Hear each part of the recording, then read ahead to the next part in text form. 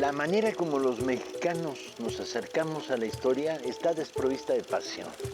Es excesivamente repleta de educación básica, estampitas, conmemoraciones, estatuas, números y no, el sabor de la historia no lo puedes pescar. No te puedes crear identidad entre el pasado y el presente. La idea era tomar un área de la historia de México, un poco explorado o mal explorado, y ahí contar historias. Entonces estuvimos dándole vueltas con altavoz cuál sería esta primera tanda de programas sobre pasión por la historia. En lugar de uno aquí y uno aquí, tomar una época. Y decidí que la época que está peor contada en la historia de México es la que ¿qué pasa después de que termina la etapa armada de la Revolución? Y de ahí hasta la llegada de Cárdenas, digamos, ¿no? ¿Qué ocurre? Básicamente lo que estás diciendo es qué pasa en los años 20. Entre luchas sindicales, azonadas militares, revoluciones fallidas, revoluciones de origen cristiano, asesinatos políticos, el cuadro a ser contado a lo largo de 13 semanas es los años 20, las otras revoluciones. En los años 20, Revoluciones populares, golpes militares, y les dice a los soldados que están abajo, estoy en huelga, soy Paco Ignacio Taibo. Pasión por la historia, las otras revoluciones. ¿Qué tal? Bienvenidas y bienvenidos una vez más a Pasión por la Historia, este espacio donde revisamos las otras revoluciones, esas que no nos contaron en la escuela y pues que a mí me están sorprendiendo. Es mi clase de historia que nunca tuve.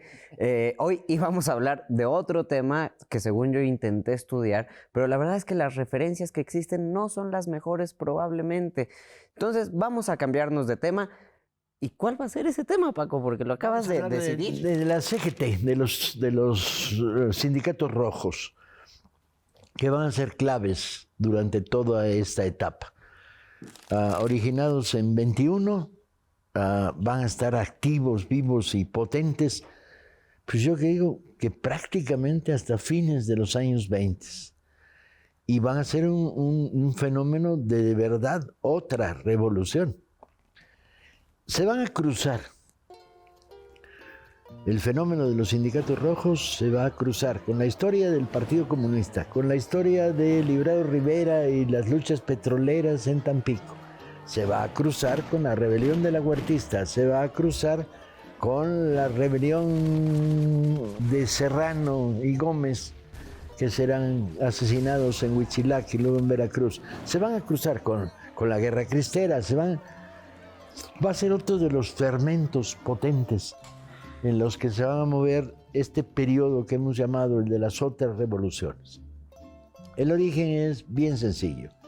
En 21, las fuerzas que se habían estado acomodando, organizando, procreando, armando, del sindicalismo más combatiente y más radical, se van a reunir en convención. Hay de todo. Están los viejos núcleos anarquistas que han estado activos y que forman parte de la herencia del magonismo, por un lado. Están los sindicatos rojos de la Ciudad de México, muy duros, muy combativos, que se han mantenido alejados del gobierno de Obregón, Calles de la Huerta, del gobierno de los Aguaprietos, y en conflicto con la Confederación Regional Obrera Mexicana, la CROM de Luis Morones, llamado por sus enemigos la Matildona, que va a ser una de las fuerzas más permanentes en todo este fenómeno, primero apoyando a Obregón, luego declaradamente apoyando a Calles y luego defenestrado, y que va a construir el antecedente de lo que sería la CTM después de Cárdenas y lo que llamamos en México el charrismo, o sea, el sindicalismo amarillo muy vinculado a los gobiernos estatales. Reaccionando contra la política de Morones, que navega con bandera de socialdemócrata, con grandes nexos con los sindicatos norteamericanos y con grandes puntos de apoyo en la Ciudad de México, como Gasca, que era el gobernador de la Ciudad de México, moronista y sindicalista de este núcleo, van a estar en permanente choque contra el núcleo de los sindicatos rojos. Los sindicatos rojos en esos momentos entonces vinculan a los anarquistas, los magonistas, los sindicatos independientes y la pequeña influencia que los comunistas tienen en el naciente movimiento por influencia a su vez de la Revolución Rusa.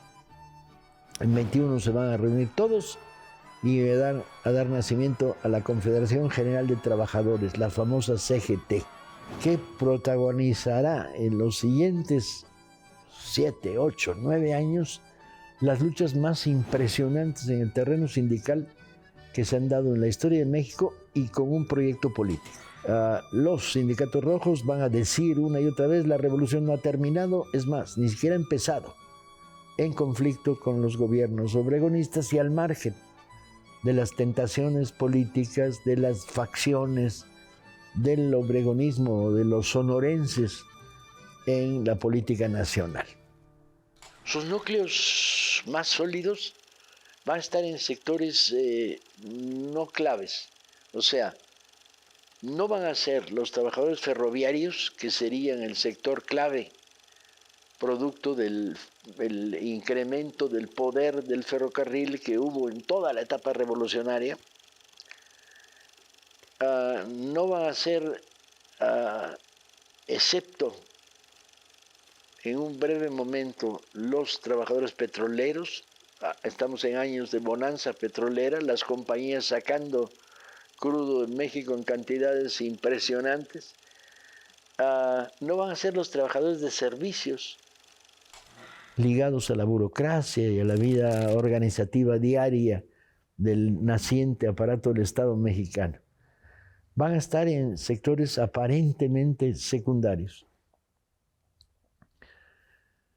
¿Dónde? Bueno, primero en la Ciudad de México, el Sindicato de Panaderos.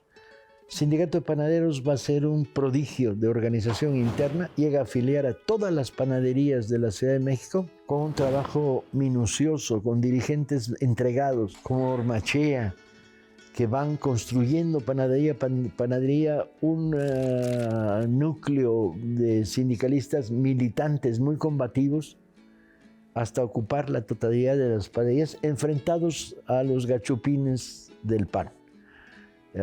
Han de ser comerciantes gachupines los que dominan la industria del pan y en guerra a matar con los sindicatos, el sindicato panadero. El segundo sector que va a ser muy potente van a ser los tranviarios de la Ciudad de México. Aguirre, un hombre con una gran capacidad, va a organizar a todo el movimiento tranviario de la Ciudad de México, que es el medio fundamental de transporte en aquella época de la ciudad, mucho más que los que manejan camiones o carros o taxis. Son los tranviarios los grandes transportadores de la ciudad y van a estar en el corazón del surgimiento de este sindicalismo rojo de las CGT. El tercer lugar es muy sorprendente, inesperado, porque todo depende de los activistas de este nuevo sindicalismo de extrema izquierda que van a adquirir fuerza. Van a ser los talleres del Palacio de Hierro. Sorprendente. Me diría, ¿qué es eso?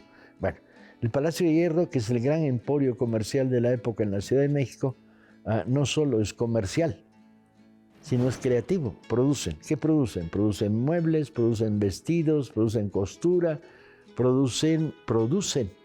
Y no solo son un sector de empleadas del comercio, en su enorme mayoría mujeres, sino también un sector de trabajadores, carpinteros, ebanistas, plomeros para instalaciones, porque el Palacio de Hierro opera como un gran consorcio comercial que te ofrece. Sería el equivalente al Sears Roebuck norteamericano, que te vendía por catálogo prácticamente lo que te diera la gana. Este sector va a estar organizado con una tremenda fuerza, muy potente, muy unitario, de asambleas de inmensa mayoría de los trabajadores. Y el sector más importante, sin duda, van a ser los hilanderos rojos.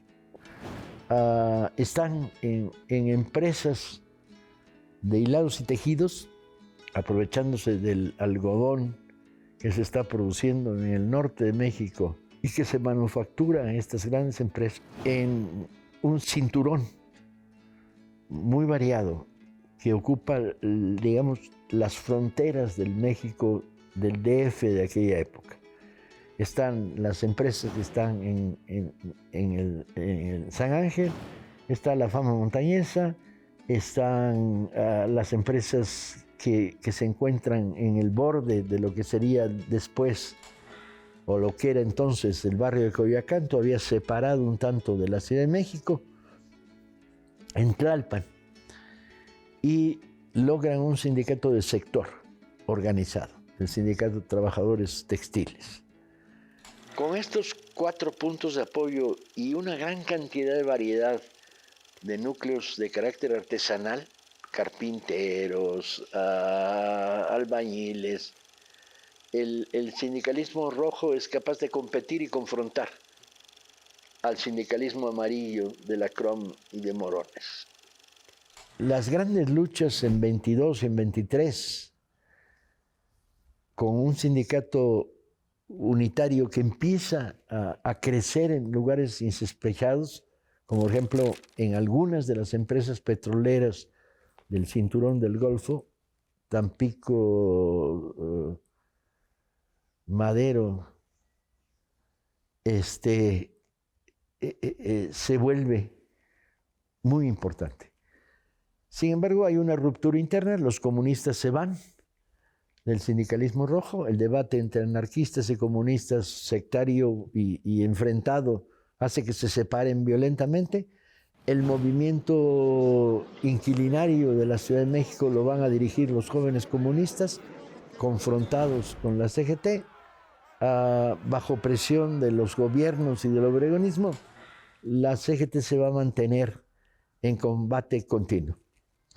Está por escribirse esta historia, la historia de José C. Valadez en la primera etapa militante, de Genaro Laurito, el hombre que organizó todo en Jalisco, de los militantes del sindicato petrolero en la Huasteca Petroleum Company, en la Mexican Gulf, y simultáneamente el corazón de la revuelta de los sindicatos rojos con la separación de los comunistas, con la confrontación contra la CROM, van a ser los hilanderos rojos. Los hilanderos rojos van a protagonizar una serie de movimientos. En principio van a usar un instrumento que hasta entonces el sindicalismo mexicano no había usado, que era la huelga solidaria y la huelga general. De tal manera que al estallar un conflicto en una de las fábricas de los sindicatos rojos, van a ir en huelga solidaria apoyando el conflicto otras empresas. De tal manera que en determinados momentos tienen 7, 8, 15 fábricas actuando simultáneamente. ¿Cuáles son las demandas? Permanentemente, aparte de la confrontación política con los gobiernos Obregón Calles y con la CROM de Morones. Las demandas son evidentemente mejora de condiciones de trabajo, seguridad social, derechos salariales y permanencia del empleo. Rige la ley federal, pero los grupos cegetistas no le tienen cariño a la ley federal de trabajo, porque la ley federal de trabajo impone la mediación. Serían tribunales gubernamentales los que van a decidir si la huelga es legal o no es legal, y están por la acción directa. El término acción directa, importado desde España, desde los sindicatos anarquistas españoles como la CNT, o el sindicalismo revolucionario francés, plantea de patrón contra trabajadores y que nadie se meta en mitad del conflicto. Pero esto no es cierto, en mitad del conflicto se mete la policía apoyando a los patrones. Estas cadenas de huelgas exitosas en el 24 y el 25 de los textileros, de las fábricas textiles, los hilanderos rojos de la Ciudad de México, van a consolidar al núcleo central de la CGT. van a sufrir confrontaciones muy fuertes en el Palacio de Hierro y en los tranvías, donde los tranviarios aplican nuevamente tácticas traídas del sindicalismo revolucionario español y francés, como por ejemplo declararse en huelga y no cobrar el boleto a los usuarios. O sea, estamos en huelga, pero no dejamos de trabajar, sino que lo que hacemos, dejamos de cobrar. Esto se había producido en España en la gran huelga de la canadiense, que fue la huelga solidaria más importante que hubo en Europa unos pocos años antes. La CGT va a convertirse en el polo radical en una época donde hay tantas zonas de conflicto que obligan a definiciones, donde la ruptura del frente de izquierda entre comunistas, anarquistas, socialistas, es permanente y siempre bajo presión de lo que sería el sindicalismo amarillo de Morones. La CGT se va a ir desgastando de tal manera que al final de los años 20 se va a encontrar tan debilitada que prácticamente va a desaparecer con el ascenso de Cárdenas al poder, que absorbe al último sector cegetista que ya no tiene ninguna trascendencia. Pero durante años, la CGT dijo, no, la revolución no ha llegado, está por llegar. Y sus cuadros militantes, una organización además de estructura muy democrática, con un consejo general en el que estaban las representaciones de los sindicatos, con una vida política, curiosamente, a pesar de ser anarquistas, muy intensa, va a quedar como una muestra de que podía haberse caminado por otro lado, y el gran triunfador de esta primera etapa será Morones y Lacrom, hasta que Cárdenas los expulse del país por su vinculación extrema a Calles, dando como herencia lo que futuro será los 5 Lobitos y la CTM. Volvemos al eje de toda esta historia. En los años 20, el relato de una de las huelgas textiles podría ser el solo una novela. La manera como contraatacan, las huelgas de apoyo, las huelgas solidarias, el uso del sabotaje en la producción, la destrucción de máquinas, el tortuguismo. O sea, todos los instrumentos del sindicalismo revolucionario europeo de la década de los 20, sobre todo el español antes de la dictadura de Primo de Rivera y el francés, van a estar en México presentes.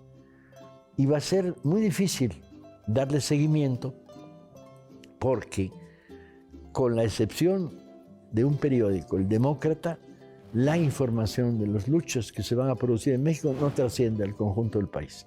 De tal manera que el proyecto CGT va a quedar rápidamente convertido en un proyecto esencialmente chilango que parece que podía crecer en las zonas petroleras, pero donde va a ser derrotado también. Esta es la historia.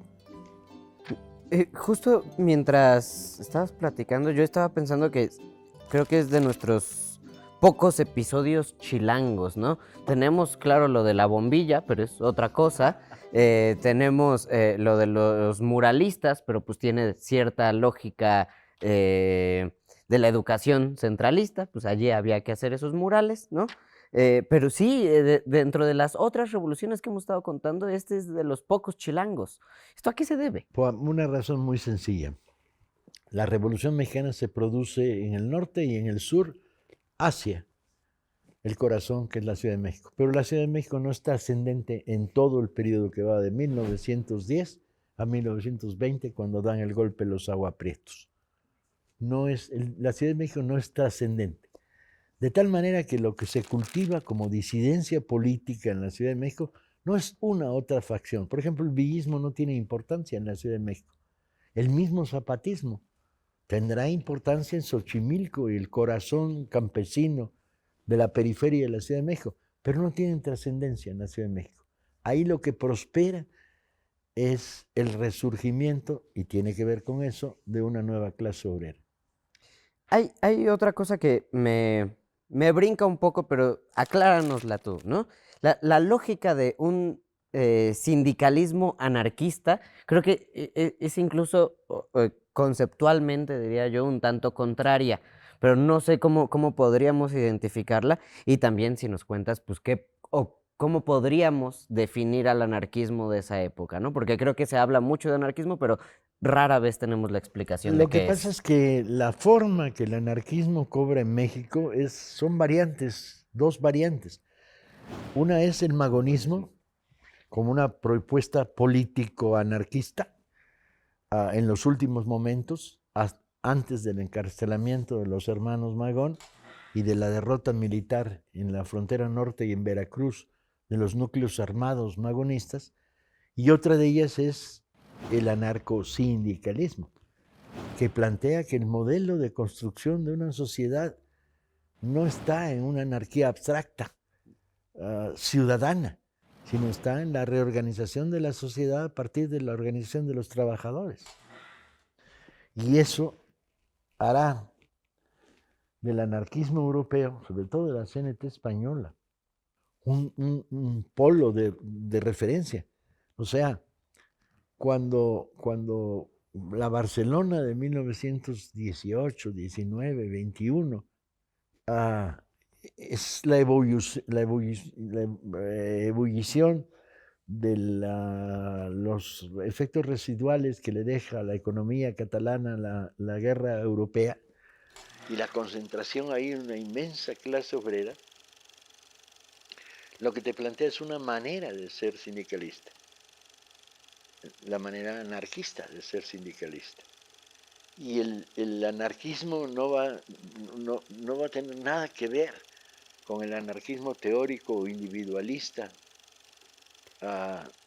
previo. Va a tener con la forma de organización de la sociedad a partir de la lucha de los sindicatos. El sindicato es el instrumento donde se expresa lo mejor del pensamiento libertario. Y van a estar aislados de los teóricos anarquistas que son individualistas, ni los pelan los anarcosindicalistas, aunque no hay movimiento anarcosindicalista sin que tenga una biblioteca. Esto va creando, es un fermento para lo que sería después yo supondría, el gran momento del sindicalismo mexicano, pues es cuando se tiene registro de más sindicatos creados y de más afiliados o nuevos afiliados a sindicatos, que es durante el cardenismo, según yo. Complicado afirmar eso porque el cardenismo hay doble fenómeno. Es cierto, la clase obrera va a jugar un papel importante, pero va a ser una clase obrera relativamente domesticada por la CTM. Primero de Lombardo y luego de los 5 lobitos. Muy domesticada, muy controlada, muy convertida en un instrumento de la política estatal. Es que me parece muy interesante que digas eso, porque justo a una visión de nuestra época actual, en donde, no sé, se ha trabajado mucho dentro de la onda del salario mínimo, mejorar esas condiciones. Yo no sé si dentro de la perspectiva de la gente en general, la existencia de los sindicatos es algo bueno o malo, o qué es después de lo que ha sucedido a lo largo de los años. Entre otras cosas porque entre lo mucho que hemos perdido en términos de historia, cuando hablamos de las otras revoluciones que se producen después de la Revolución Mexicana, lo que perdimos de a de veras es la experiencia de la CGT. Hay 2 trabajos no muy buenos sobre la Confederación General de Trabajadores, incluso están truncos porque ninguno de los dos cuenta los últimos años de la CGT y no entra al detalle. Es un libro que habría que escribir. Me van a faltar años en mi vida para escribirlo, pero la investigación la terminé. La hice cuando fui trabajador del Centro de Estudios de Historia del Movimiento Obrero. Terminé la investigación, de hecho está en cajas en mi casa esperando que algún día un redactor se meta a contar la historia de la CGT y en particular la historia de los hilanderos rojos. Pues nos quedamos con eso y antojándonos de que exista ese libro sobre el sindicalismo en México. El sindicalismo rojo. El sindicalismo rojo. Eso. Nos vemos la próxima.